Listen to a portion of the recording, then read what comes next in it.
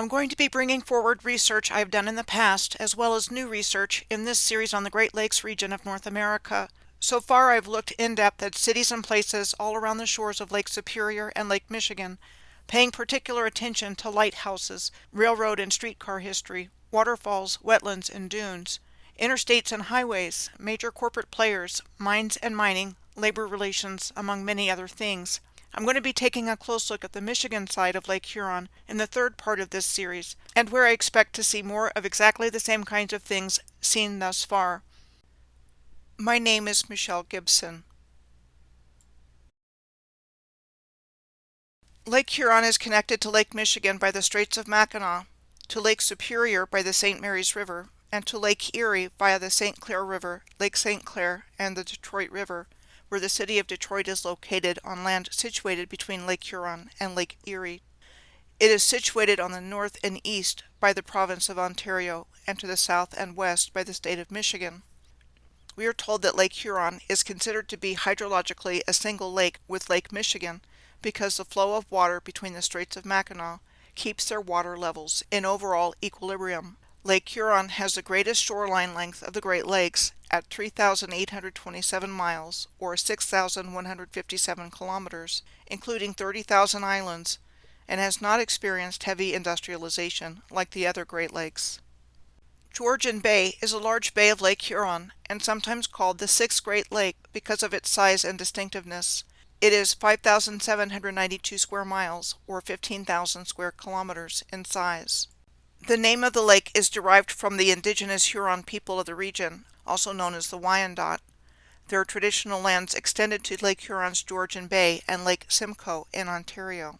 We are told that a large tract of Huron land in Canada was signed over to the British Crown in 1850 by the local chiefs as part of the Robinson-Huron Treaty.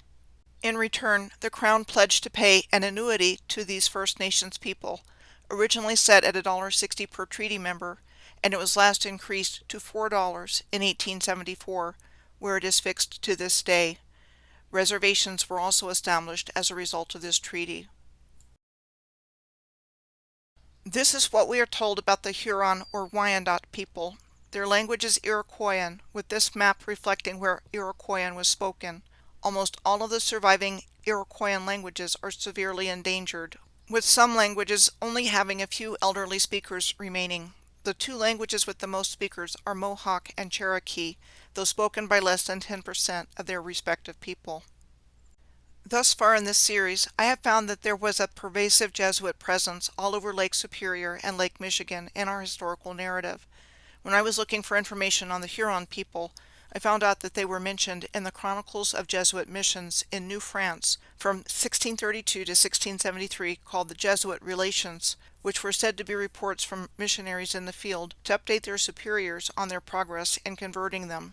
This report was said to be from Gabriel Sagard in 1632 with regard to the country of the Hurons. Sagard was a French Franciscan lay brother known for being one of the earliest missionaries to New France. Along with the Jesuits, the Franciscans were quite active in the Great Lakes region early on in our historical narrative. This passage from 1639 in the Jesuit Relations describes the Hurons as robust and tall, and wearing beaver skins, necklaces, and bracelets of porcelain, and greasing their hair and painting their faces. It is my conclusion that publications like these, and many others I have come across in my research, were setting the stage and seeding the new historical narrative into our consciousness by those responsible for the hijack of the original positive civilization that built all of the Earth's infrastructure, that the indigenous people were primitive tribal hunter-gatherers instead of being the actual builders of a highly advanced ancient worldwide civilization. Since this is not in our historical narrative, we don't even question what we are told about it being built by other cultures or civilizations. Moorish masons of the ancient ones were the master builders of civilization, and their handiwork is all over the earth, from ancient to modern. All of their Moorish science symbolism was taken over by other groups claiming to be them, falsely claiming their works, or piggybacking on their legacy, or given a darker meaning by association with certain things that were not the original meaning. For example, this is the Great Seal of the Moors on the left, compared to the symbol on the back of the U.S. Federal Reserve note, commonly known as the $1 bill. You can see that their symbols were co-opted from the original and have come to have certain negative associations. like associating the pyramid with the eye on top of it with Big Brother, the New World Order, and the Illuminati, instead of the pineal gland, also known as the third eye, and our direct connection with our Creator. Islam in its original form is about applied sacred geometry and universal laws, and was nothing like the weaponized form of radical Islam we see today that is playing a divisive and destructive role in the world that is not in accordance with humanity's best interests.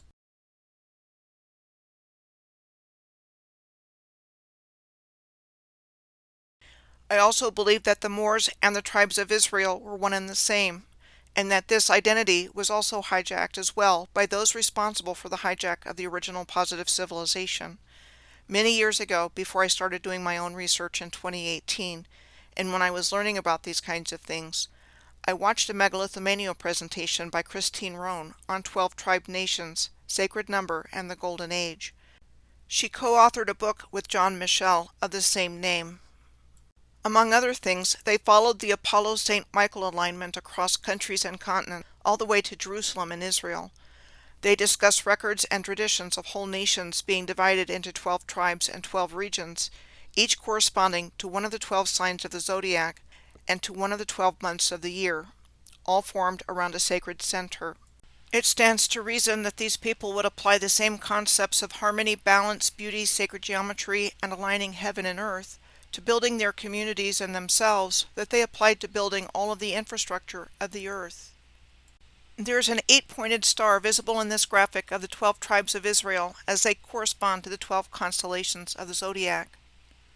I have found this same 8-pointed star symbol all over the earth. It can be found in the Mabel Tainter Memorial Theater in Menominee, Wisconsin on the top left, in the Mughal Garden Complex in Lahore, Pakistan on the top right, on the Moorish kiosk in Mexico City on the bottom left, and on the cover of this book about the First Anglo-Afghan War on the bottom right, among countless examples I have found all over the earth. The Mabel Tainter Memorial Theater in Menominee, Wisconsin, said to have been built in 1889 in the Richardsonian Romanesque architectural style to honor the late daughter of lumber baron Captain and Mrs. Andrew Tainter, looks on the inside like the acknowledged Moorish architecture of the Alhambra in Granada, Spain. Yet, again, we are taught that the indigenous people of this land were uncivilized tribes of hunter-gatherers. This painting is by an artist named Paul Kane, who died in 1871, called Fishing by Torchlight, of the Menominee spearfishing at night by torchlight and canoe on the Fox River.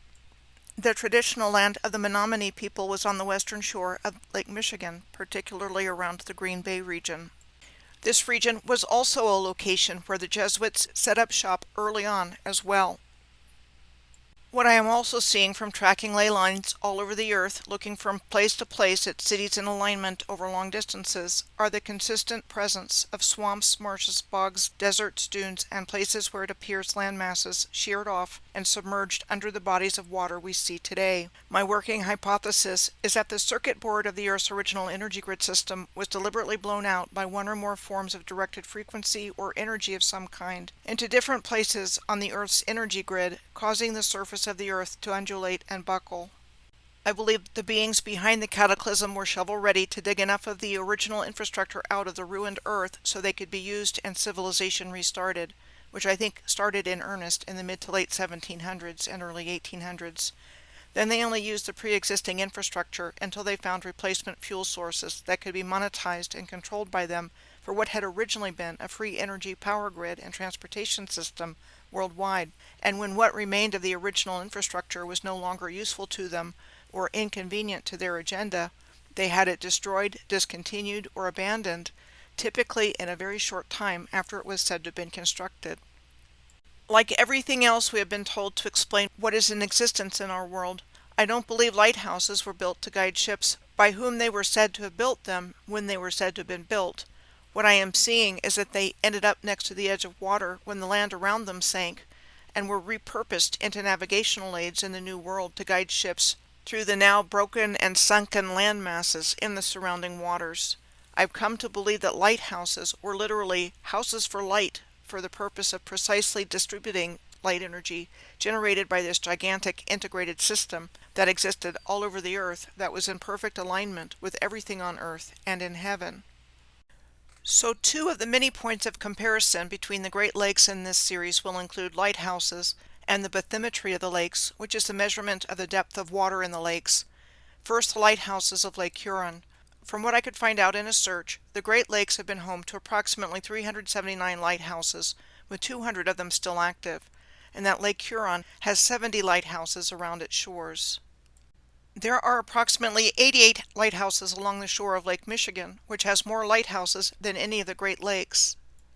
There are approximately 78 lighthouses around Lake Superior, with 42 of them being in Michigan. One of Michigan's nicknames is the Lighthouse State, as it has more lighthouses than any other state. Next, the bathymetry of the Straits of Mackinac and Lake Huron. The bathymetry of the Straits of Mackinac and the Mackinac Channel in between Lake Michigan and Lake Huron shows the depth of water to be quite shallow, ranging in depth from primarily 0 to 50 meters or to 164 feet. The Straits of Mackinac are described as a submerged valley in the legend in the lower right-hand corner, and the Mackinac Channel as a now submerged incised river channel that lies below the Straits area. As mentioned in the top paragraph, these features have been ascribed to a significant lowering of the water levels in Lake Michigan and Lake Huron that occurred 10,000 years ago. Interesting to note, the S-shaped bends of the Mackinac Channel, in particular the one going around Mackinac Island in Lake Huron. I found the same thing in the O'Train Whitefish Channel of the Green Bay region of Lake Michigan. The O'Train Whitefish Channel is a large submerged channel beginning in Little Bay de Noc and extends across the floor of Green Bay and around Washington Island. Washington Island is one of a string of islands which are on an outcropping of the Niagara Escarpment that stretch across the entrance of Green Bay from the Door Peninsula in Wisconsin to the Garden Peninsula in Michigan. The strait separating Washington Island and the Door Peninsula is a treacherous waterway littered with shipwrecks. I will be talking a great deal more about the Niagara Escarpment where it enters Lake Huron on the Ontario side, as it is the landform between Lake Huron and Georgian Bay. The Niagara Escarpment runs predominantly east to west from New York through Ontario, Michigan, Illinois, and Wisconsin, with a nice half-circle shape attached to a straight line when drawn on a map.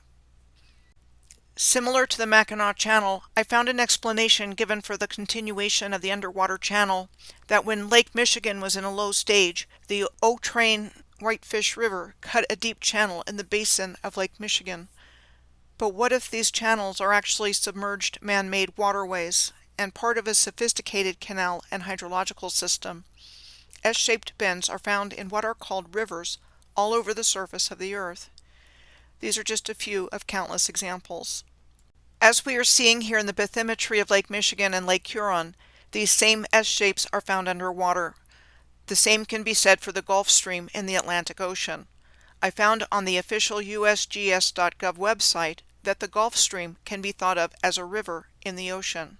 For example, in this slide, there is a graphic showing the Gulf Stream with snaky S-shaped bends on the top left, and on the bottom right, a photograph of the Gulf Stream looking like a river in the ocean.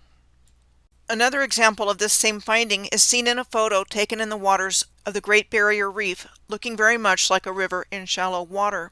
As described in Victor Schauberger's work on the hydrodynamics of S-shapes, the motions of this water flow energizes water, and I would surmise it is highly likely that is what these S-shaped watercourses were doing in the original energy grid system.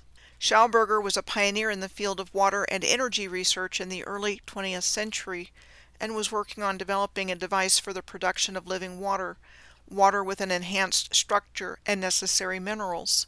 Conversely, he believed that modern industries destroy healthy water, including the processes of municipal water treatment plants, which decompose healthy water. With regard to the bathymetry of Lake Huron and its Georgian Bay, the water depth ranges from 0 to 100 meters, or 328 feet, for the most part throughout both of them, with the deepest part of Lake Huron being in the middle at 229 meters, or 750 feet in depth, where the X is circled in red. The average depth of what constitutes Lake Huron is 59 meters, or 195 feet. The bathymetry of Lake Michigan shows shallows around the edges ranging from 0 to around 100 meters, or 328 feet, with an uneven lake floor towards the middle ranging in depth from 100 meters to its deepest point at 282 meters, or 925 feet, which is marked by the X circled in red. The average depth of Lake Michigan is 85 meters, or 279 feet. The bathymetry of Lake Superior also shows its shallows around the edges, which range from 0 to around 100 meters, or 328 feet, with an uneven lake floor ranging in depth from 100 meters to its deepest point at 406 meters, or 1,333 feet. Lake Superior's average depth is 147 meters, or 483 feet. The Great Lakes region is notorious for its shipwrecks, with an estimated somewhere between 6,000 and 10,000 ships, and somewhere around 30,000 lives lost. The reasons given for the high number of shipwrecks consist of things like severe weather, heavy cargo, and navigational challenges, with reasons given of storms, islands, and shallow areas. The Thunder Bay National Marine Sanctuary alone, also known as Shipwreck Alley, is estimated to have 116 known shipwrecks. I'm going to start at St. Ignace, which is where I ended the Lake Michigan part of this series, as it is on Lake Huron on the other side of the Mackinac Bridge from Mackinac City, where Lakes Michigan and Huron meet. Mackinac City is at the tip of the lower peninsula of Michigan, and St. Ignace is at the bottom of Michigan's upper peninsula, with the Straits of Mackinac separating the two places. There are a few things I'm going to bring forward from the last video about St. Ignace, and a few things I'm going to add here. The Straits of Mackinac are crossed by the Mackinac Bridge, which was said to have first opened in 1957. The Mackinac Bridge carries Interstate 75 across the longest suspension bridge between anchorages in the Western Hemisphere, between Mackinac City at its southern end and St. Ignace at the northern end. The northern terminus of Interstate 75 is Sault Ste. Marie in Michigan, north of St. Ignace, and the southern terminus is in Miami, Florida, and it crosses through a whole lot of major cities in between on its 1,786 mile or 2,875 kilometer length, including but not limited to Saginaw Bay City and Detroit, adjacent to Lake Huron in Michigan, Toledo, Dayton, and Cincinnati in Ohio, Richmond in Virginia, and Atlanta in Georgia. The European history of St. Ignace began when Father Jacques Marquette founded the St. Ignace mission here in 1671 and named it after the founder of the Jesuits, St. Ignatius of Loyola.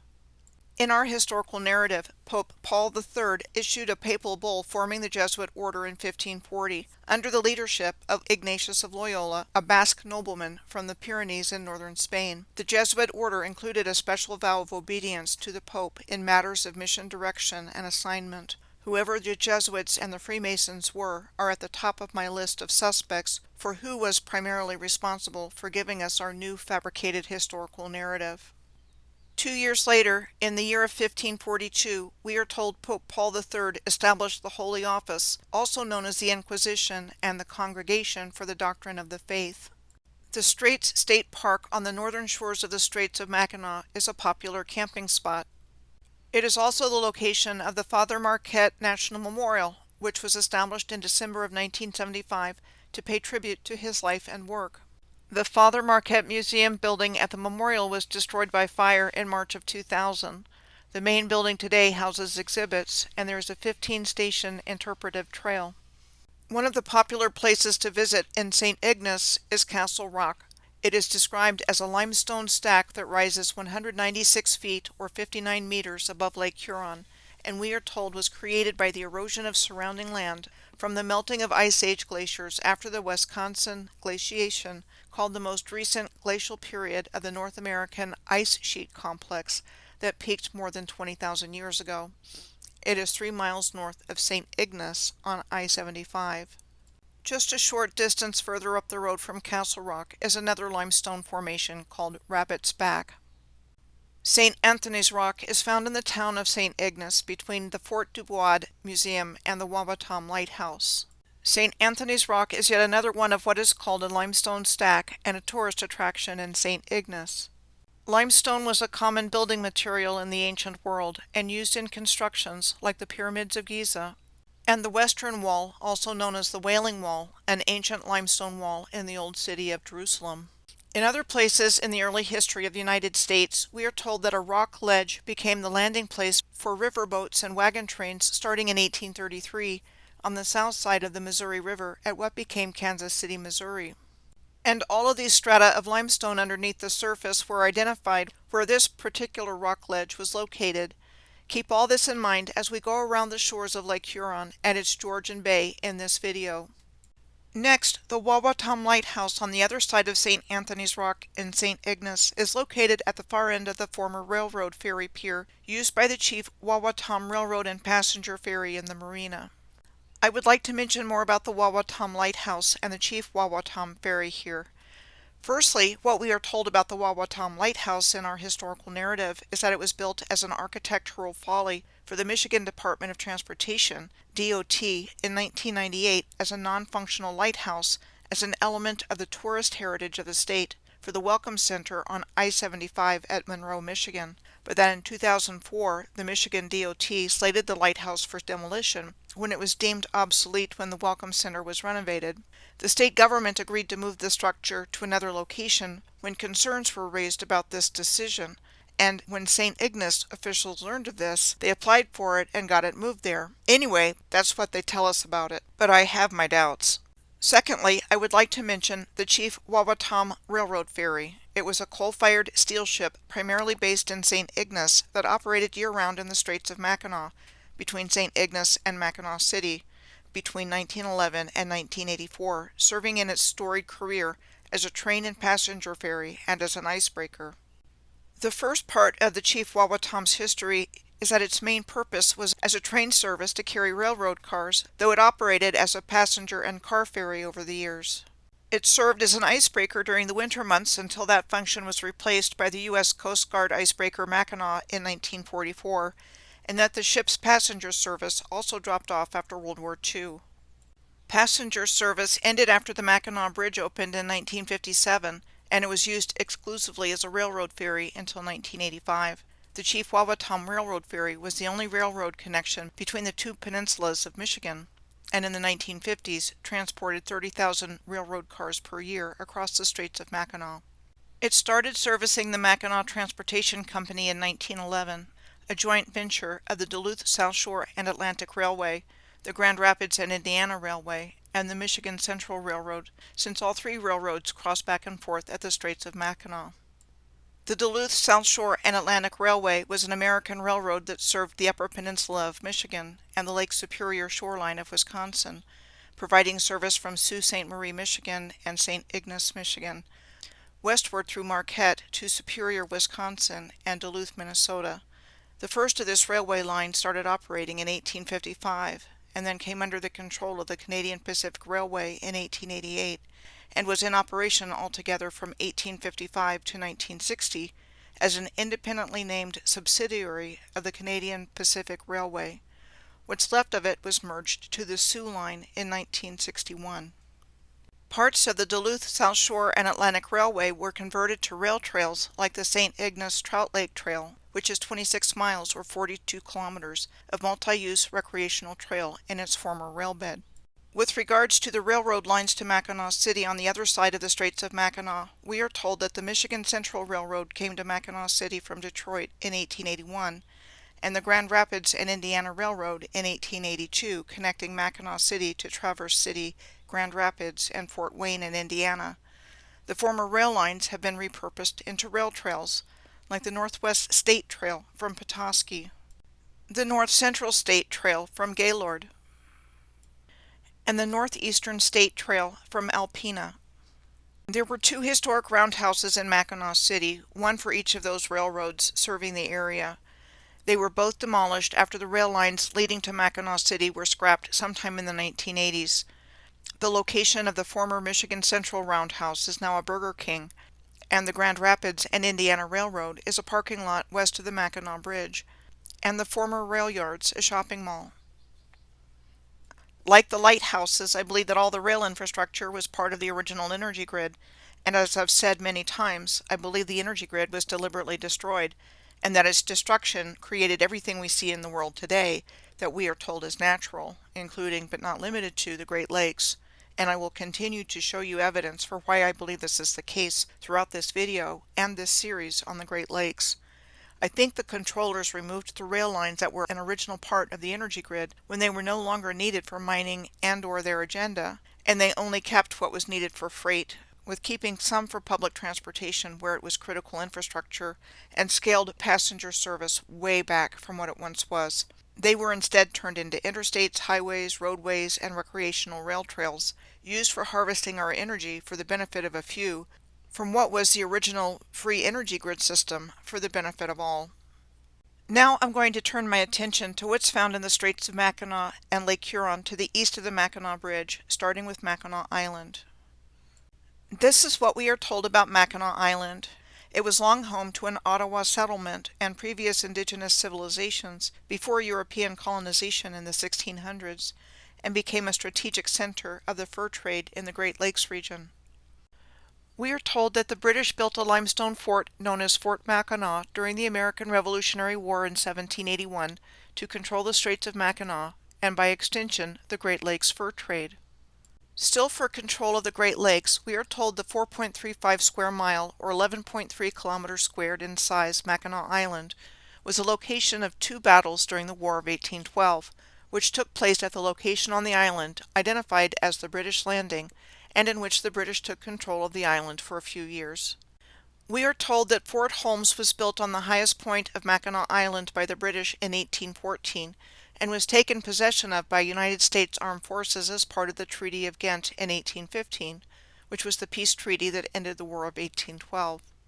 The Grand Hotel on Mackinac Island was said to have been constructed in the late 19th century. We are told in our historical narrative that in 1886, the Michigan Central Railroad, the Grand Rapids and Indiana Railroad, and the Detroit and Cleveland Steamship Navigation Company formed the Mackinac Island Hotel Company. We are told they purchased the land, and construction of the hotel began based on a design by Detroit architects Mason and Rice, and it first opened in 1887, a year later. Still operating as a resort today, in its history it has been a destination for presidents and famous people in our narrative. Sunset Rock is a stone lookout on Mackinac Island with great views of the Straits of Mackinac, the bridge, and the sunset. Interesting to note the shores of Mackinac Island, lined with megalithic stone blocks. Arch Rock is the most famous of the rock formations and is described as a natural geological formation that is 50 feet or 15 meters wide and towers above the water. Here's a photo showing Arch Rock in alignment with the Milky Way. Round Island is a little island in between Mackinac Island and Bois Blanc Island. The most noteworthy thing about the uninhabited Round Island are its lighthouses, the Round Island Passage Light Station, and the Old Round Island Lighthouse. The Round Island Passage Lighthouse was said to have been constructed starting in 1947 and operational in 1948.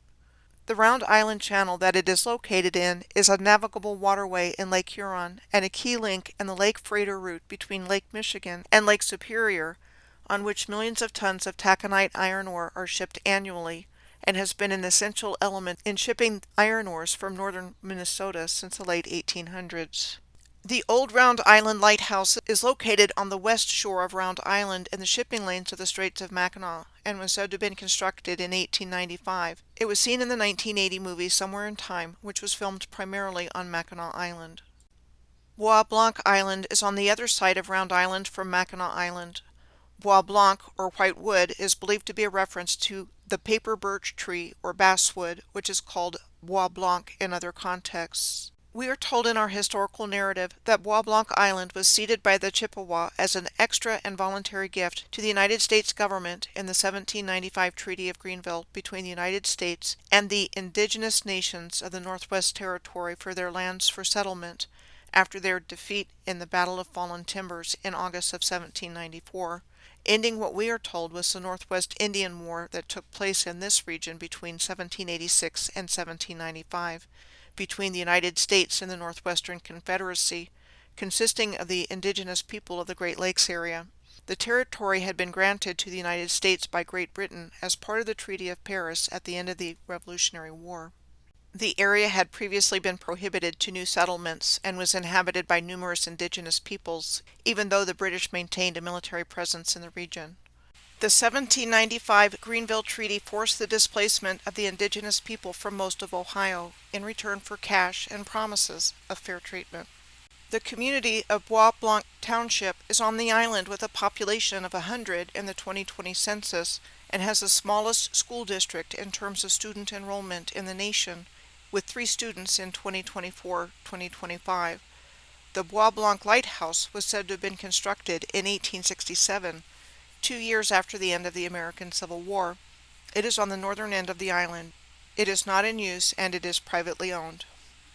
In the part of Lake Huron surrounding these 3 islands, we find Poe Reef Lighthouse, the 14-foot lighthouse, the Spectacle Reef Lighthouse, the Martin Reef Lighthouse, and more lighthouses in what is called the Detour Passage, Detour Reef Lighthouse, Frying Pan Island Lighthouse, the historical location of Fort Drummond, and the Pipe Island Light Beacon Station. Poe Reef Lighthouse is between Bois Blanc Island and the mainland of the Lower Peninsula, 6 miles or 9.7 kilometers east of Cheboygan. Poe Reef is a problem for shipping, lying 8 feet or almost 2.5 meters below the surface of the water. The Poe Reef Lighthouse was said to have been built in 1929 and sits on the northern side of the South Channel, where the water is too shallow for lake freighters. Same story with the 14-foot Shoal Lighthouse on the southern side of the South Channel, and 3.5 miles or 5.6 kilometers from the Poe Reef Lighthouse. It was also said to have been built in 1929, where there was a significant navigational hazard, with the water here being only 14 feet or almost 4.5 meters deep. The Spectacle Reef Lighthouse is on the other side of the Bois Blanc Island from the Poe Reef and 14-foot reef lighthouses. The Spectacle Reef Lighthouse is 11 miles or 18 kilometers east of the Straits of Mackinac. It was said to have been constructed at great expense between 1870 and 1874 and made of interlocking hand-cut limestone blocks and is 86 feet or 26 kilometers in height. The Spectacle Reef Lighthouse is at a location where there are 2 limestone shoals that resemble a pair of eyeglasses, which constituted the most dreaded navigational hazard on the Great Lakes. What we are told in our historical narrative is that there was an effort between 1870 and 1910 to build lighthouses where there were isolated reefs, shoals, and islands that were significant navigational hazards. The Martin Reef Lighthouse is at a location where the water of Lake Huron is only a few inches deep in its shallowest area, and another significant hazard. This lighthouse was said to have been constructed in the summer of 1927. We are heading in the direction of the Detour Passage, where we find things like several more lighthouses, Detour Reef Lighthouse, Frying Pan Island, and the Pipe Island Light Beacon Station. There's some other noteworthy things here as well, like the historical location of Fort Drummond and the Detour Passage State Bottomlands. This is where the St. Mary's River, starting at Lake Superior, connects to Lake Huron, and where the international border between the United States and Canada winds its way through here. The St. Mary's River goes through the hydrological powerhouse that is the canal and hydroelectric dam system at Sault Ste. Marie in Michigan on one side and in Ontario on the other. The Detour Reef Lighthouse is at the entrance of the Detour Passage on the Lake Huron side of it. It is a non-profit operated lighthouse that is an important aid to navigation for lake freighters on their way back and forth between Lake Huron and Lake Superior. This lighthouse was said to have been built in 1937, which would have been during the Great Depression, at the location of the Detour Reef, a dangerous shoal, where vessels must thread their way past a shallow area that is no more than 23 feet or 7 meters deep. Besides the lighthouses, the Detour Passage has some interesting activity going on in the vicinity of the historic Fort Drummond and the Detour Passage State Bottomland. There are 2 big mining areas showing up in the historical location of Fort Drummond. A close-up of the mine next to the Fort Drummond historical marker shows Drummond dolomite. Come to find out that Drummond Island here is part of a vast formation of dolomite on the Niagara Escarpment called the Engadine Corona, originating on the eastern tip of Manitoulin Island and extending to Manistee in Michigan's Upper Peninsula, a place that I talked about towards the end of the second part of this series on Lake Michigan, and notable for having a massive historic water tower. I will be revisiting Lake Huron and its connection to the Niagara Escarpment later in this video, because from the Detour Passage I will be making my way down the eastern shore of the Lower Peninsula of Michigan around Lake Huron back up to this area when I travel up the Ontario side of Lake Huron, because the Niagara Escarpment is what separates Lake Huron and Georgian Bay. The historic Fort Drummond was said to be the only known military and civilian site established by British forces on American soil during the War of 1812. According to our historical narrative, the United States government demanded that the British abandon the fort in 1828, which they did, and the American forces took possession of the fort and never did anything with it. The mining of a star fort in this location got my attention because I've seen it before. When I was doing the research for star forts, gone by trolley parks, and lighthouses of New York's Hudson River Valley and New York Bays back in November of 2022, I encountered several places like this along the way. One was in Moreau, New York, along the S-shaped bends of the Hudson River near Hudson Falls and Fort Edward. I will be talking more in depth about the waterfalls of the Great Lakes region in this video as I go around the shores of Lake Huron. The nearby town of Moreau appears to be an interesting place by just glancing at the Google Earth screenshot. Moreau has a mined structure next to the Hudson River and the Historical Society that looks like it was a star fort at one time. The towns of Moreau and Hudson Falls are connected by the Fenimore Bridge, which was said to have been constructed in 1906 by the Union Paper and Bag Company, as the company had plants in both places. With 15 arch spans, roadway, sidewalk, and a standard gauge railway track at one time, it was considered the longest multiple span reinforced concrete arch bridge in the world. It was closed to traffic in 1989 after it was deemed to be structurally deficient, and a replacement bridge was built next to it.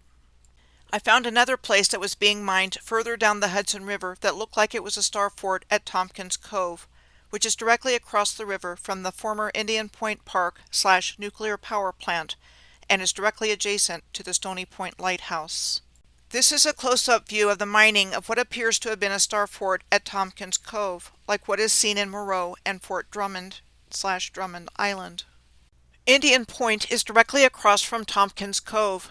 Indian Point Amusement Park was said to have been created in 1923 on a former farm by the Hudson Day Line, the premier steamboat line on the Hudson River from the 1860s through the 1940s, as a recreational park for its passengers.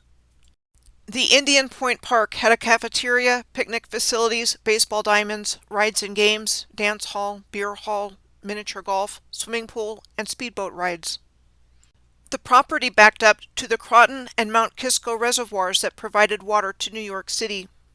It reopened in 1950 under new management and operated for a few more years until it closed in the mid-1950s, and the property was purchased by Consolidated Edison Gas and Electric Company for the nuclear power plant, which opened in 1962, and which was in operation until April 30th of 2021, when Indian Point Energy Center was permanently closed. Before its closure, the 2 reactors there provided an estimated 25% of New York City's electrical power usage. The Stony Point Lighthouse is on the same side of the Hudson River as Tompkins Cove, and just below it. Before leaving the town of Stony Point, there's a lighthouse here to show you. Like we are seeing with places associated with the War of 1812 taking place at several locations on Lake Huron at the Straits of Mackinac, the Stony Point Lighthouse stands on the grounds of the Stony Point State Historic Site, said to be the location of the 1779 Battle of Stony Point during the American Revolutionary War. We are told the Stony Point Lighthouse is the oldest lighthouse on the Hudson River, having been built in 1826 to warn ships away from the rocks of the Stony Point Peninsula.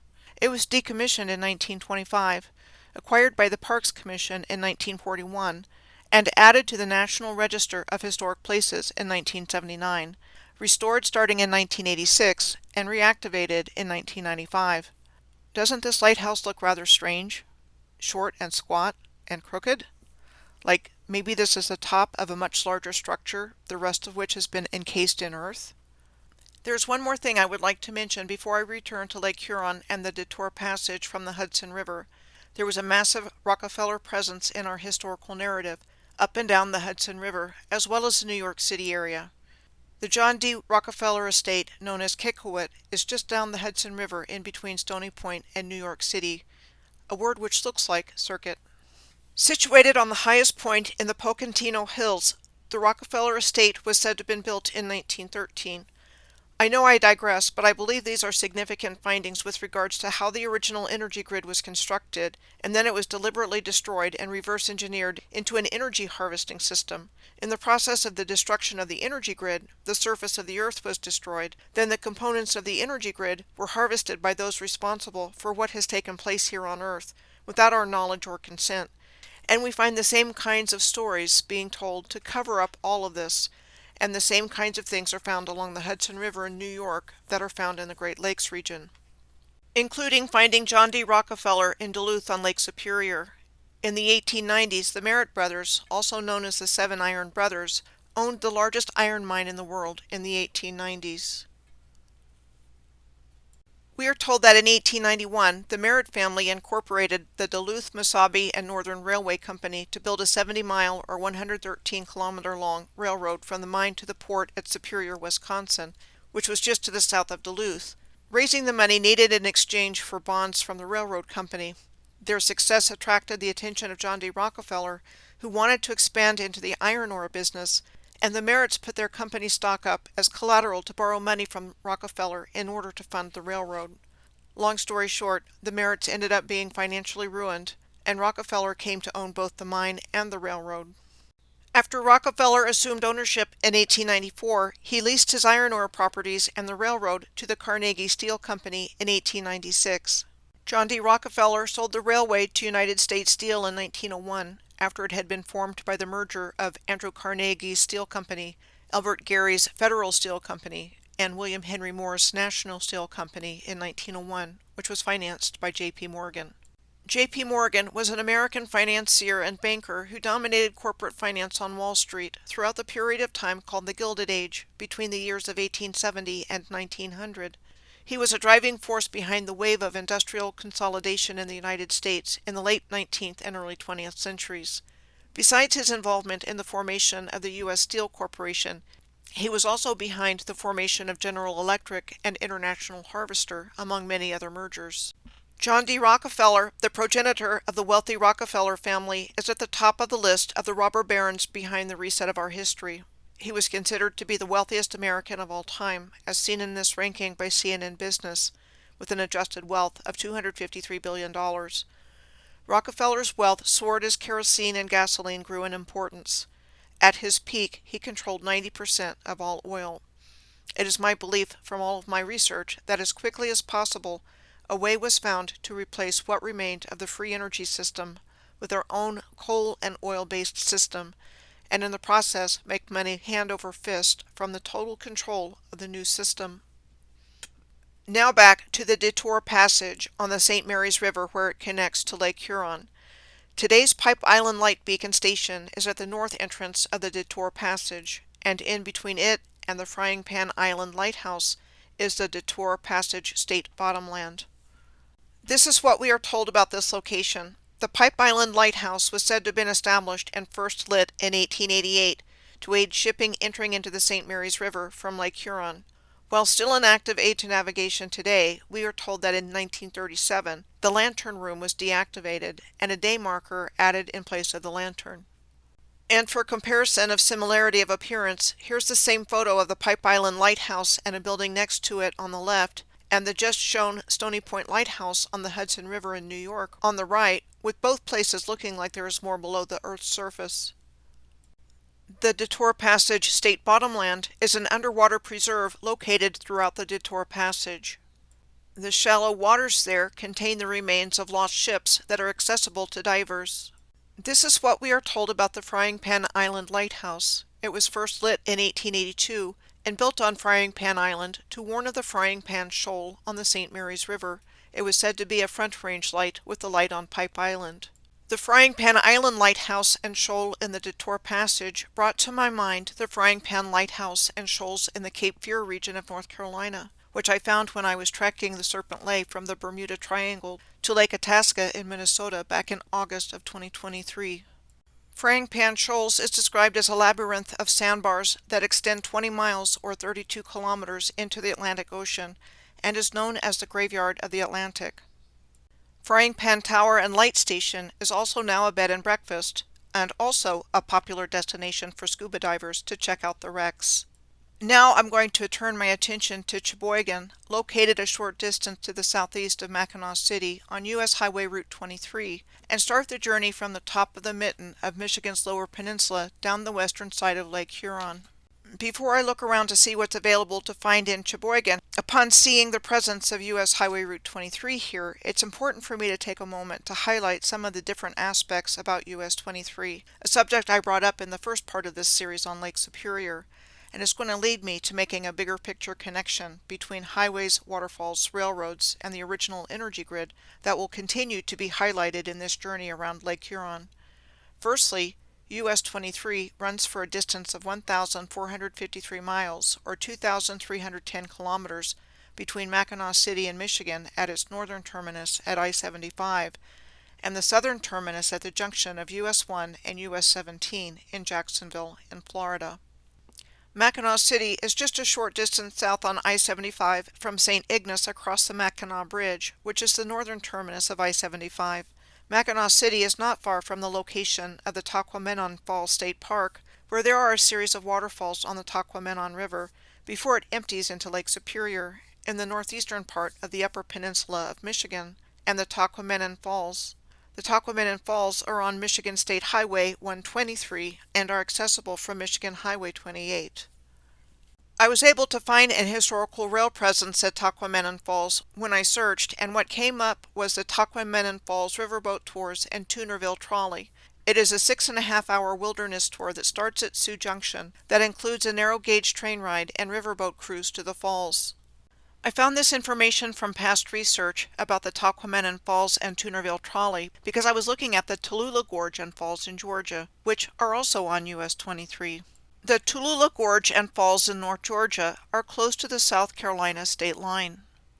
A state park since 1993, the major attractions of the park are the 1,000-foot or 300-meter deep Tallulah Gorge, the Tallulah River which runs through the gorge, and 6 major waterfalls known as the Tallulah Falls, which cause the river to drop 500 feet or 152 meters over 1 mile or 1.6 kilometers. This is what we're told.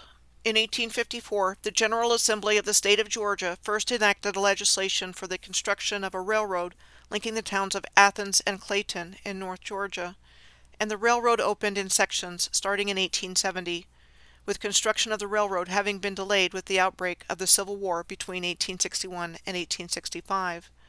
When the railroad arrived at Tallulah Falls in 1882, tourism to the area intensified, bringing thousands of people a week to the area. At one time, there were 17 restaurants and boarding houses here catering to wealthy tourists. Places like the Tallulah Lodge, said to be the grandest lodge at Tallulah Falls with over 100 rooms and built in the 1890s, and located 1 mile or 1.6 kilometers south of the depot on the rim of the gorge. The Tallulah Lodge burned down in 1916. Then there was an historical fire in Tallulah Falls in 1921 that wiped out almost the entire town.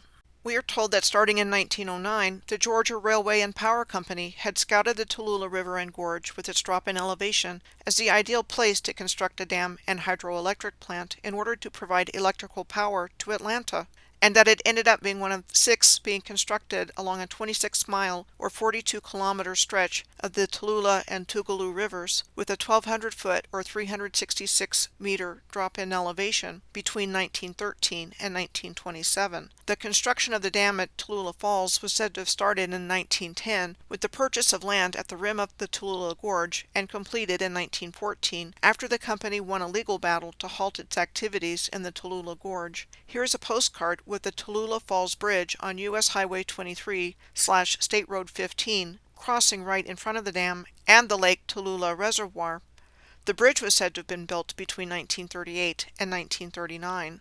When I was looking at the shores of Lake Superior in the first part of this series, I found the Sable Falls at the northeastern end of the Pictured Rocks National Lakeshore in Michigan. Sable Falls flow 75 feet or 23 meters over what is called Munising and Jacobsville Sandstone formations, directly into Lake Superior. As we go through the information available to find along the way, I will show you exactly why I believe the outflow of the waterfalls of the Great Lakes region, which were components of a highly sophisticated hydrological and electrical system throughout the region, as pointed out by the example of the hydrological powerhouse that is the canal and hydroelectric dam system at Sault Ste. Marie on the St. Mary's River that connects Lake Superior and Lake Huron, formed the Great Lakes after a deliberately caused cataclysm destroyed the original energy grid and subsequently destroyed the surface of the Earth.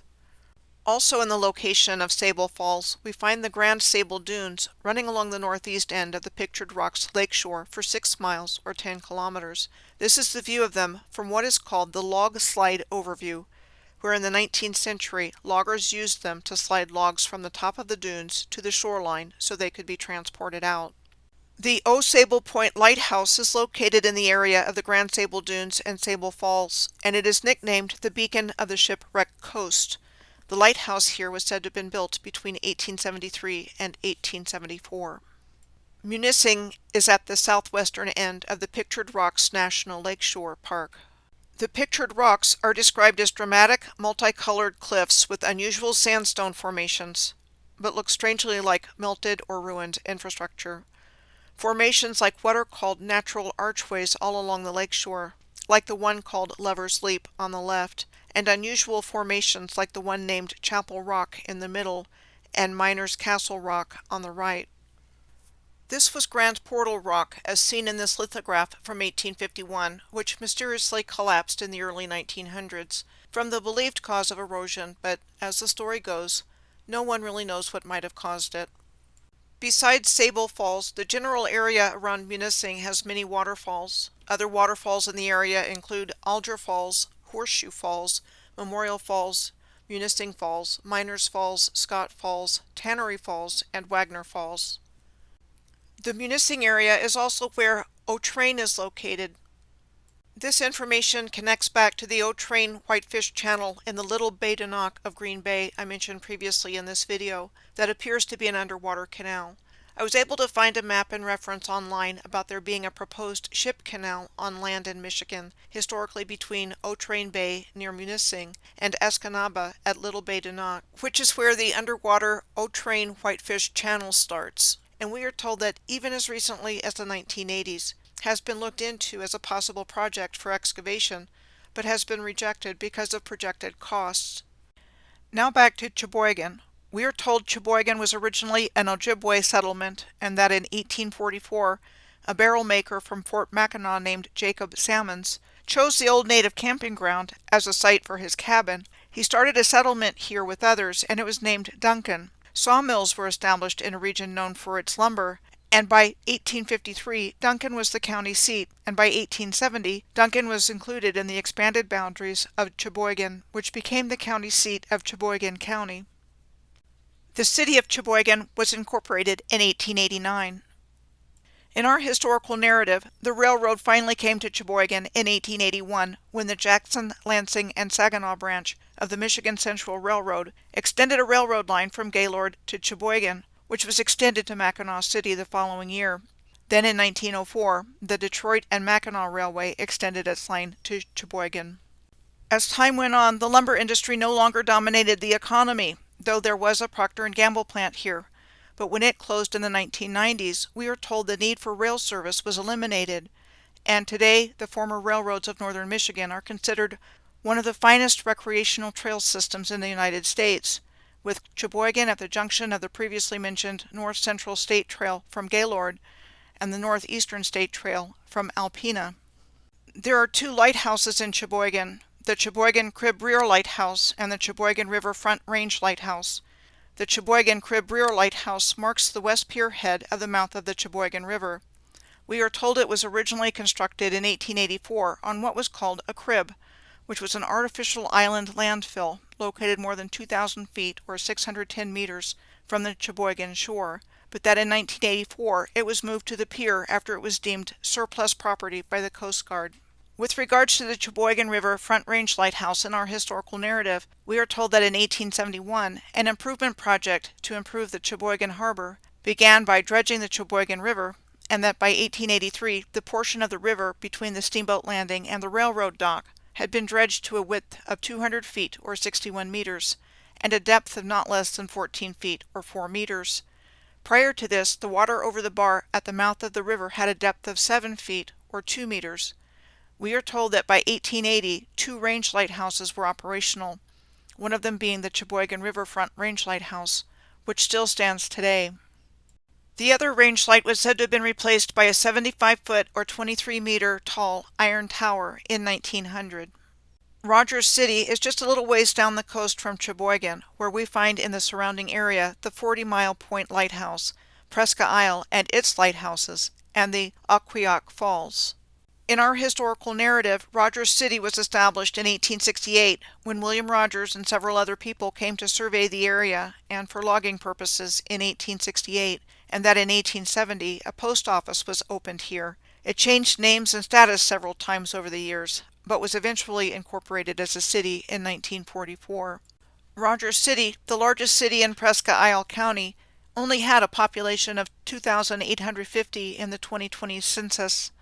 Yet, the world's largest open-pit limestone quarry happens to be within the Rogers City limits at the port of Calcite, which is one of the largest shipping ports on the Great Lakes.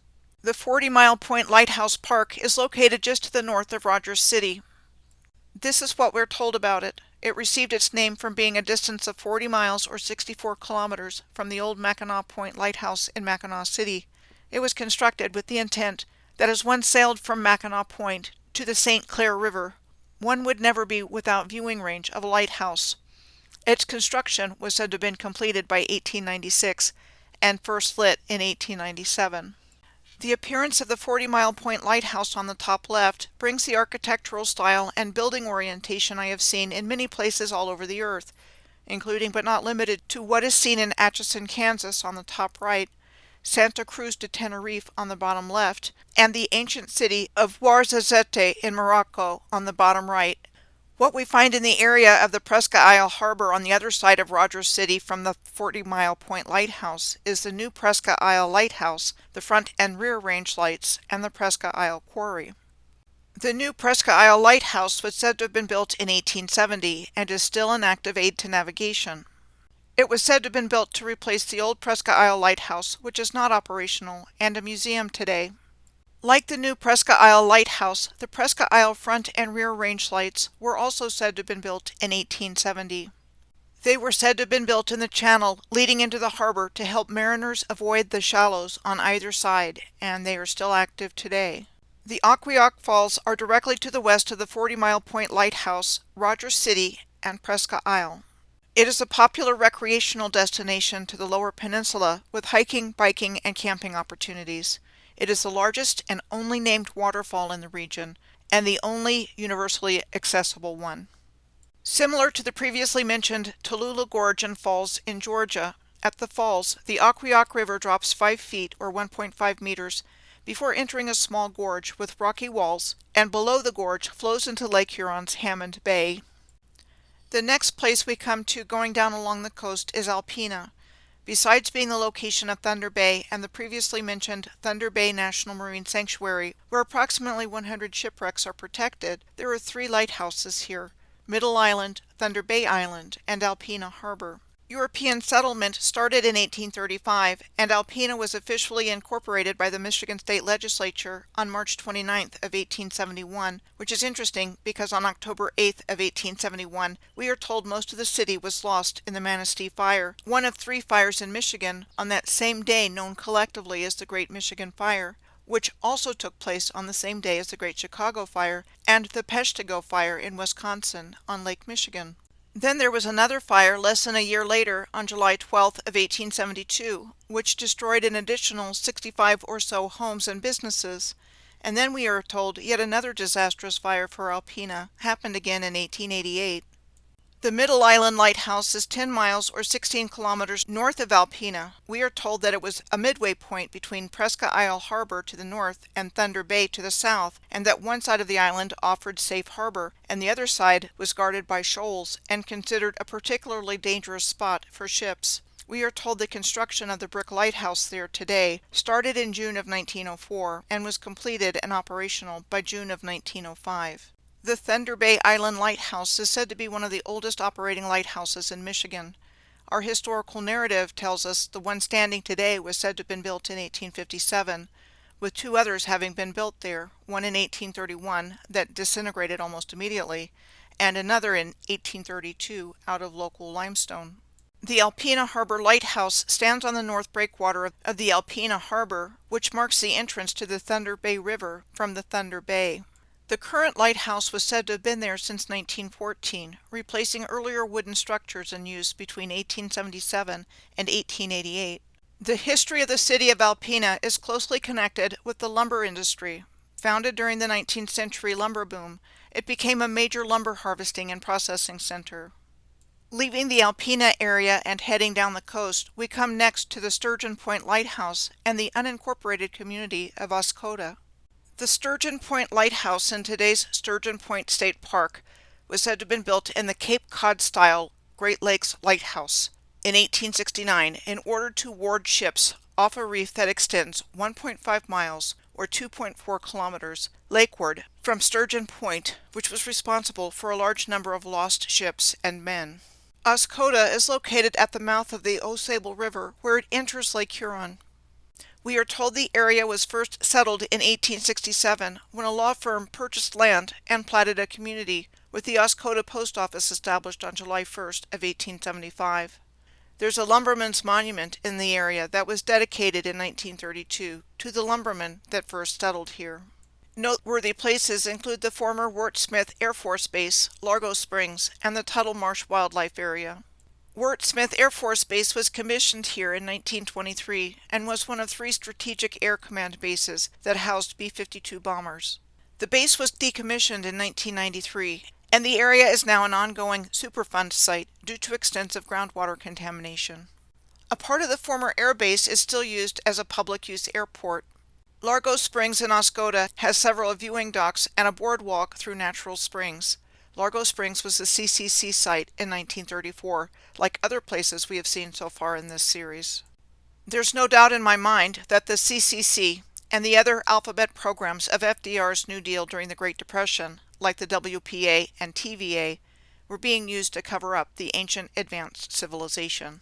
The entrance to the Tuttle Marsh Wildlife Area is approximately 5 miles or 8 kilometers west of Oscoda on Old US Highway 23, the same US 23 I mentioned earlier in this video that goes from Jacksonville in Florida to Mackinac City in Michigan and has connections both to the Tallulah Falls and Gorge in Georgia and the Tahquamenon Falls in the Upper Peninsula of Michigan by way of Michigan State Highway 123 and are accessible from Michigan Highway 28, and both these places have historic railroad connections.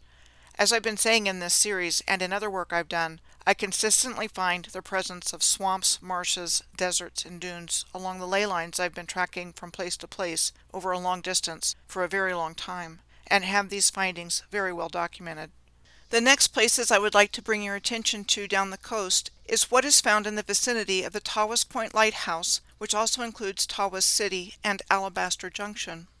The Tawas Point Lighthouse is contained within the Tawas Point State Park, a public recreation area. This is the second lighthouse said to have been built at this location between 1876 and 1877, with the first one said to have been constructed between 1852 and 1853, with Tawas Point itself being a serious hazard to navigation with shifting sands.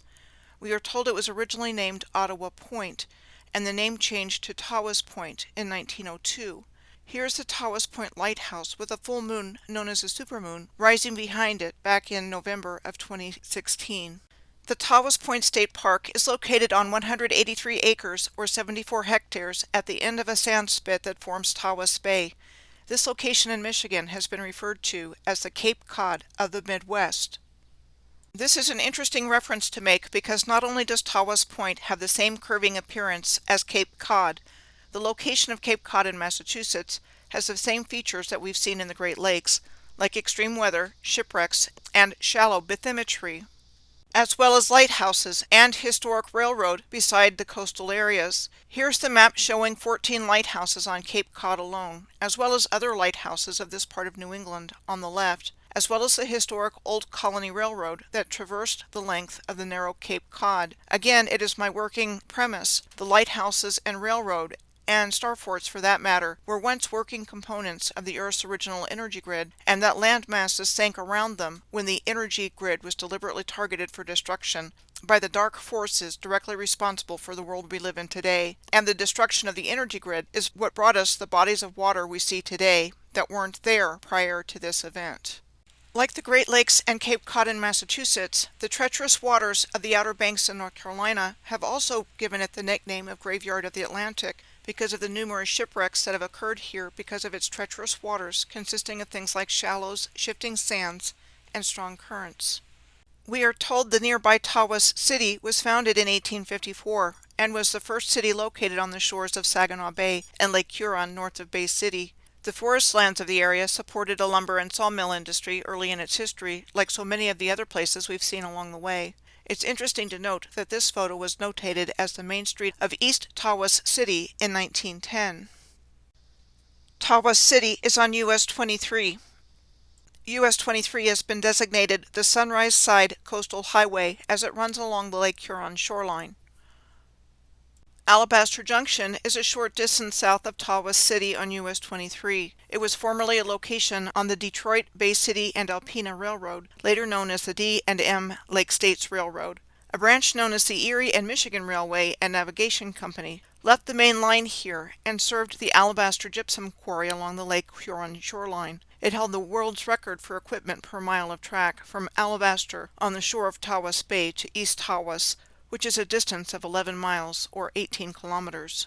These days, Alabaster is an abandoned mining complex that consists of an open-pit gypsum mine and the remains of processing buildings, shops, and offices, an abandoned railroad, and what we are told was an elevated marine tramway that spanned 1.5 miles or 2.4 kilometers into Saginaw Bay. The next community we come to with a lighthouse nearby is Ignace, and the Gravelly Shoal and Charity Island lighthouses southeast of Point Lookout on the western side of Saginaw Bay. Like we saw towards the beginning of this video, the Saginaw Bay is quite shallow, ranging in depth from 0 to 100 meters, or 328 feet. The Gravelly Shoal Lighthouse is an active aid to navigation on the shallow shoals extending to the southeast from Point Lookout. It was said to have been constructed in 1939 as part of FDR's New Deal and its program to put America back to work. The Charity Island Lighthouse was said to have been constructed in 1857 and abandoned in 1939 when the Gravelly Shoal Lighthouse became operational. Today, the former lighthouse keeper's quarters have been renovated and it is an active verbo accommodation. Point Lookout State Park is approximately halfway between Tawas City and the mouth of the Saginaw River in Bay City. The nearby Ignace was first settled in 1862 by construction workers on the Saginaw-Au State Road, and Ignace was incorporated as a city in 1905. Its population was 945 in the 2020 census. It is also located on US 23. Next, I'm going to head on down to the Bay City area at the mouth of the Saginaw River where it enters Saginaw Bay. Saginaw Bay forms the space between Michigan's Thumb region and the rest of the Lower Peninsula. Bay City is the principal city of the Bay City metropolitan area and the county seat of Bay County. Here are some photos I found of historical buildings in Bay City, like the Bay County Courthouse circa 1896, the Bay County Jail that we are told existed from 1870 to 1940, the historic Bay City Hall, and the Federal Building in Bay City circa 1910. The Saginaw River Rear Range Light is in Bay City at the entrance of the Saginaw River into Saginaw Bay. We are told in our historical narrative that the U.S. Army Corps of Engineers dredged the Saginaw River to allow larger ships to travel upriver, and that this change required the placement of lighthouses, and that in 1876 a pair of range lights had been erected. The first lighthouse, the Front Range Light, was completely removed by the 1960s. The Saginaw River Rear Range Light is still there, but deactivated in 1960.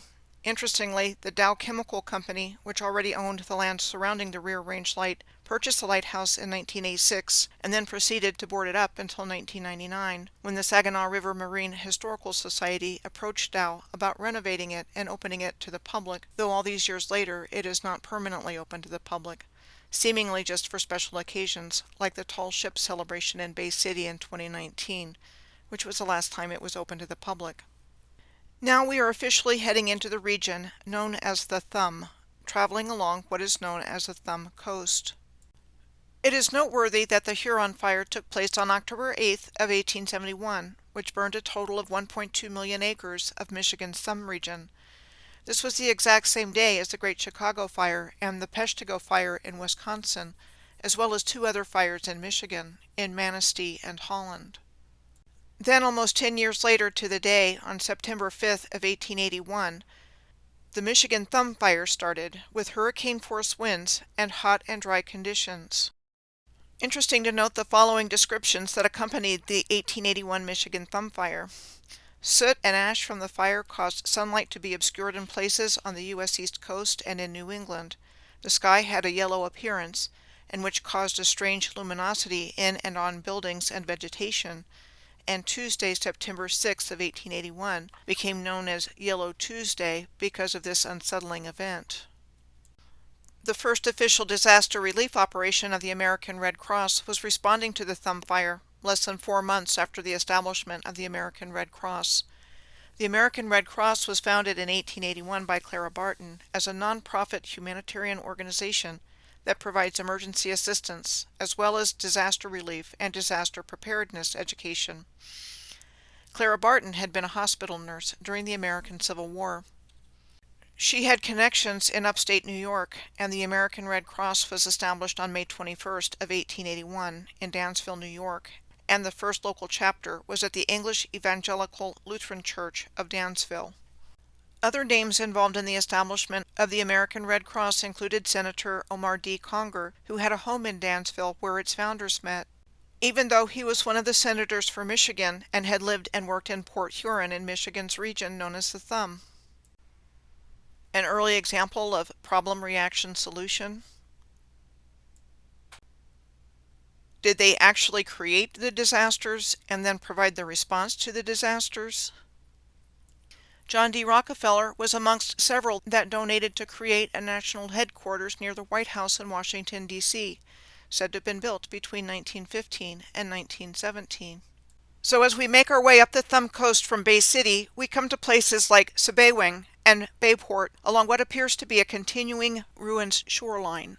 I have documented similar findings along shorelines in multiple places, including but not limited to when I was doing the research for recovering lost history from the estuaries, pine barrens, and elite enclaves off the Atlantic northeast coast of the United States, which I published in January of 2023. My research findings, of many, included the ruined-looking appearance of the shoreline from the South Jersey shore on up through the South Shore of Long Island. Here's a closer look at the South Jersey shoreline up to the New York, New Jersey estuary system, so you can get a better view of what I'm referring to on the left, and then what the shoreline looks like going from the New York, New Jersey estuary system across Long Island to Montauk Point on the right. And in spite of the marshy and wetland quality of the landscape hereabouts, this whole area is prime and valuable real estate that is, among other things, coveted by the very wealthy in our society. This part of the world is highly prized by those of wealth and prestige. So Cheboygan in Michigan, for example, is notable for being the sugar beet capital in a region and state known for being major sugar beet producers. The next place we come to up the Thumb Coast that I would like to mention is Bayport. While today Bayport had a population of a little under 600 people in the 2020 census, in 1886 the railroad came through here and commercial fishing became a viable economic industry in the area. The Bayport Fish Company was established by investors in 1895, and lake herring, walleye, and whitefish were shipped via ice-filled rail cars to customers throughout the eastern United States. Bayport was considered the largest freshwater fishing port in the world by the 1920s and 1930s. Then in 1945, a fire destroyed much of the fish company's buildings, and eventually over a period of decades, the large-scale commercial fishing industry went away. Further up the Thumb Coast at the top of the mitten, we come to Port Austin, the Port Austin Reef Lighthouse, Grindstone City, and the Point O'Bark Lighthouse. Port Austin was a village of 664 people in the 2010 census. It is on the western end of the larger Port Austin Township in Huron County, with a population of 1,384 in the 2020 census. Port Austin is the northern terminus of Michigan Highway 53, of which Detroit is the southern terminus. Port Austin is the location of Turnip Rock, described as a geological formation classified as a stack in shallow water, a very short distance offshore, and we will continue to see these as we make our way around the shores of Lake Huron. I think formations like these are the remnants of sunken infrastructure and land. Port Crescent State Park is a public recreation area near Port Austin that occupies the site of the former Port Crescent, a ghost town which stood at the mouth of Pinnebog River.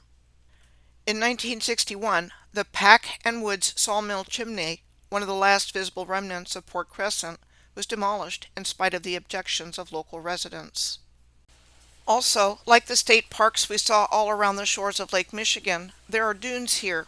And no, I don't think these are natural either, as I believe a deliberate attack on the original free energy grid system destroyed the surface of the earth. There are two lighthouses in close proximity to each other at the top of the thumb, the Port Austin Reef Lighthouse and the Point O'Bark Lighthouse. The Port Austin Reef Lighthouse is located 2.5 miles or 4 kilometers north of Port Austin. It is on a rocky shoal and considered a significant hazard to navigation.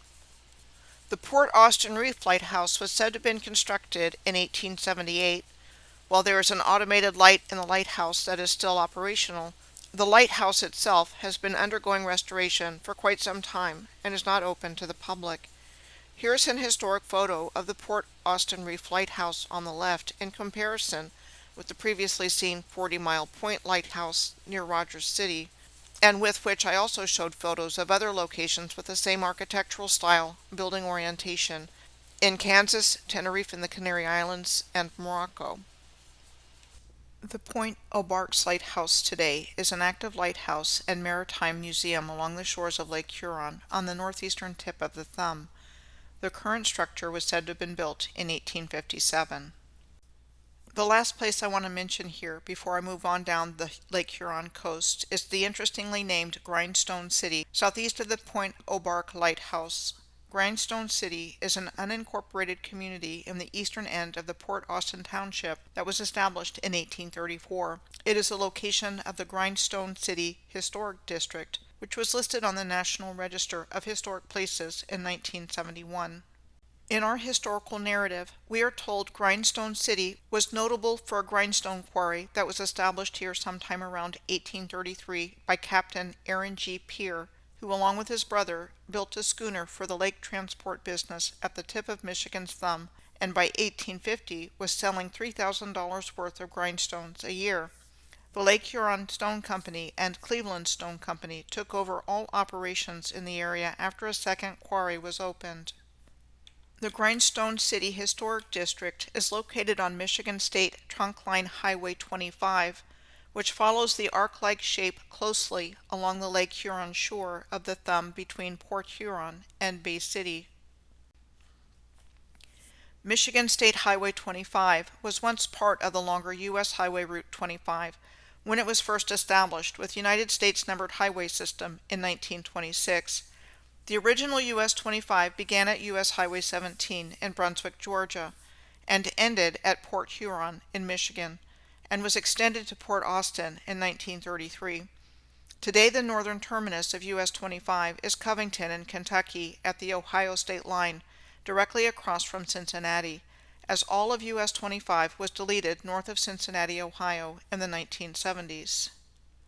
Interesting to note that the southern terminus of US 25 in Brunswick, Georgia, was the location of the train station on the Southern and Atlantic Coast Railroad that serviced Jekyll Island, where the creators of the Federal Reserve met in 1910, at a place Munsey's magazine described in 1904 as the richest, most exclusive, and most inaccessible club in the world.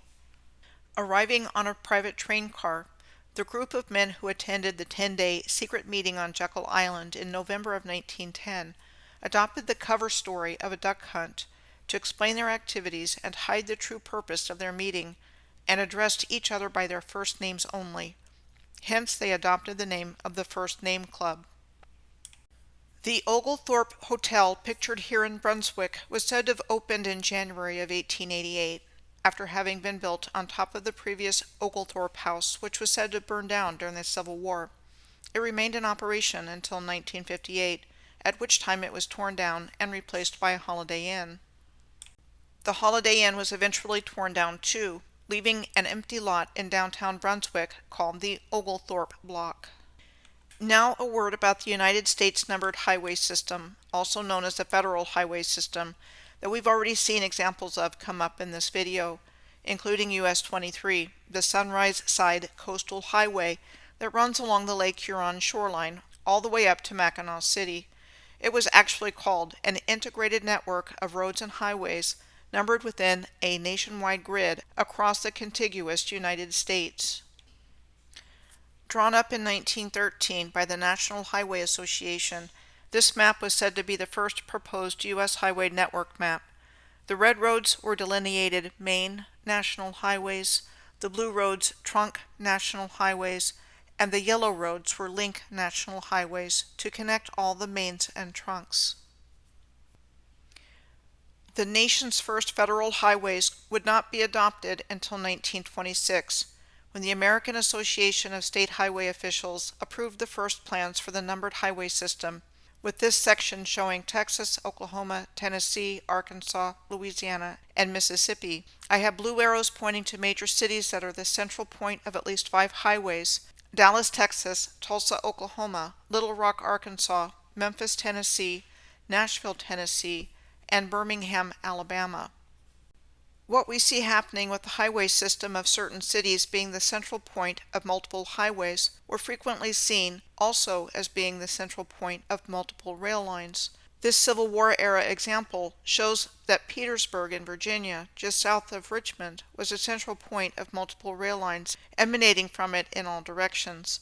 Petersburg was the focal point of the railroads that supplied Richmond during the Civil War, and was the primary target for the Union Army in Virginia from the last half of 1864 until April of 1865, and Richmond was burned down on April 2nd of 1865 by Confederate forces after Confederate President Jefferson Davis was said to have ordered the burning of warehouses and bridges after Union General Ulysses S. Grant had taken Petersburg.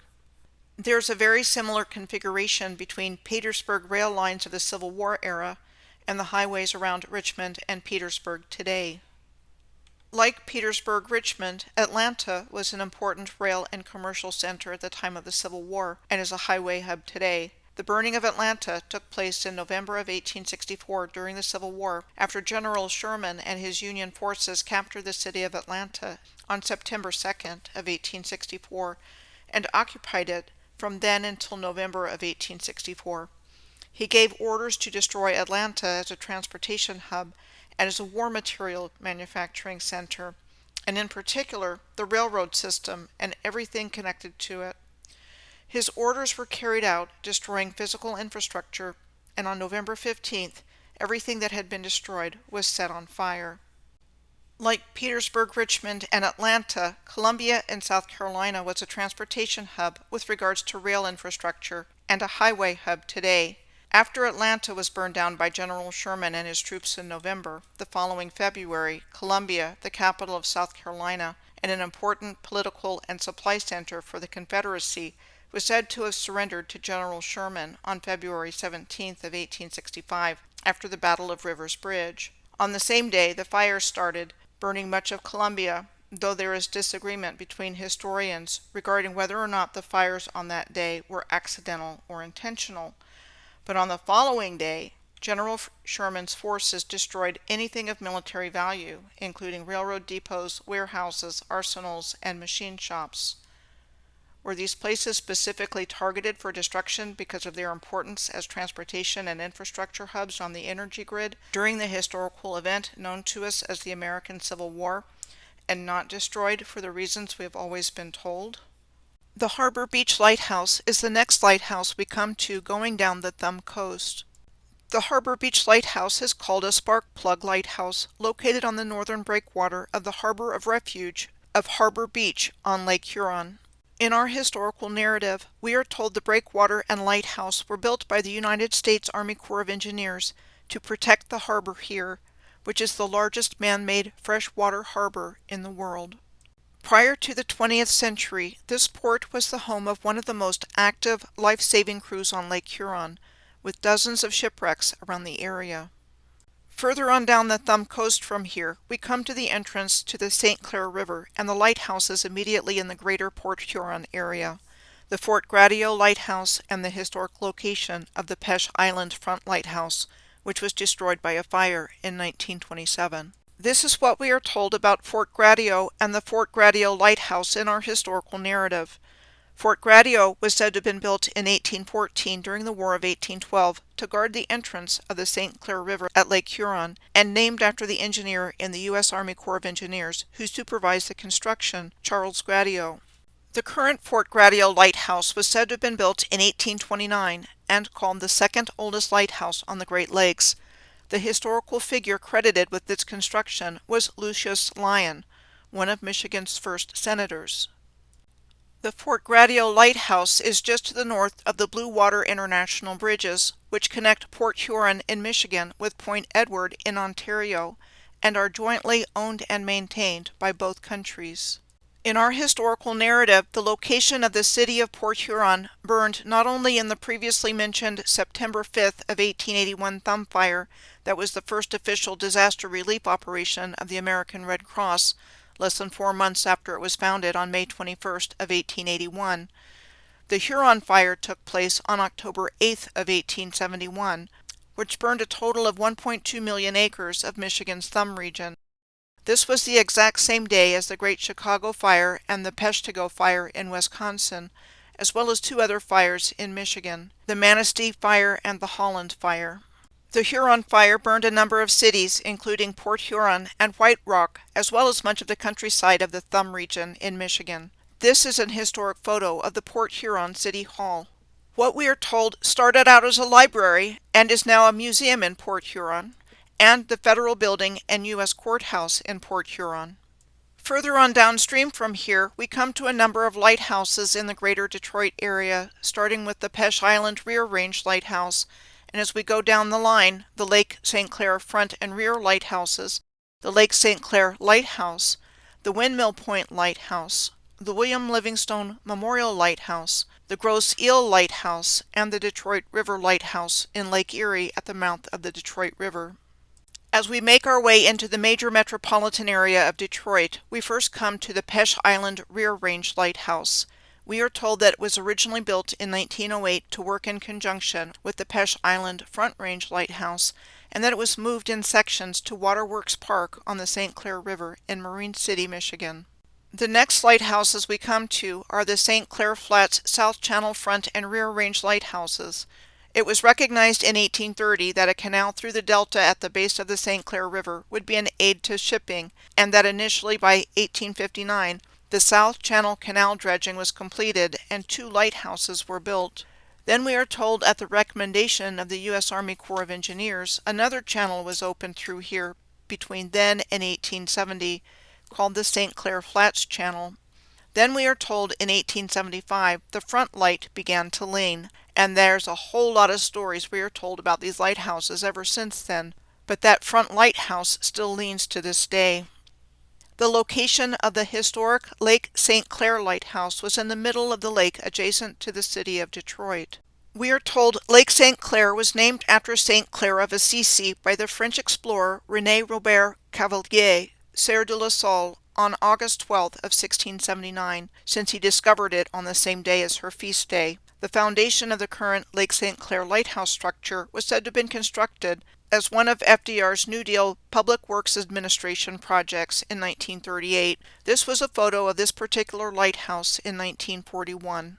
Lake St. Clair has a total surface area of 430 square miles, or 1,100 kilometers squared, and an average depth of 11 feet, or 4.3 meters, sprawling across the international border with Canada, and through which, for more than 100 years, both countries have maintained a 30-foot or 9.1 meter deep shipping channel.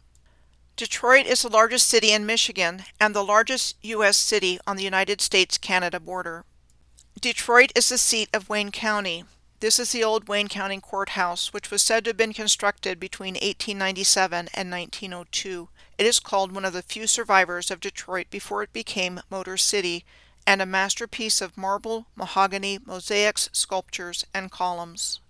The Guardian Building is in downtown Detroit's financial district. It is a landmark skyscraper that was said to have been built between 1928 and 1929 as the Union Trust Building, and today serves primarily as the office building for Michigan's Wayne County. It was said to have been referred to as the Cathedral of Finance due to the building's resemblance to a cathedral. The Fisher Building, with its distinctively Moorish-looking interior, is in what is called the New Center, a commercial and residential historic district in Detroit. The Fisher Building was said to have been completed in 1928 in the Art Deco style as a major work of the German-born American architect Albert Kahn. The Fisher Building houses the 2,089-seat Fisher Theater, the headquarters of the Detroit Public Schools, and the studios of radio stations WJR, WDVD, and WDRQ. Next, I'm going to finish out this video on the Michigan side of Lake Huron by looking at the other Detroit area lighthouses, the Windmill Point Lighthouse, the William Livingstone Memorial Lighthouse, the Grosse Ile Lighthouse, and the Detroit River Lighthouse. The Windmill Point Lighthouse was said to have been originally built in 1838 where the Detroit River and Lake St. Clair meet, at the location of marshy and flooded land called Windmill Point, after an old stone windmill that was located there. The current Windmill Point Lighthouse was said to have been built in 1933.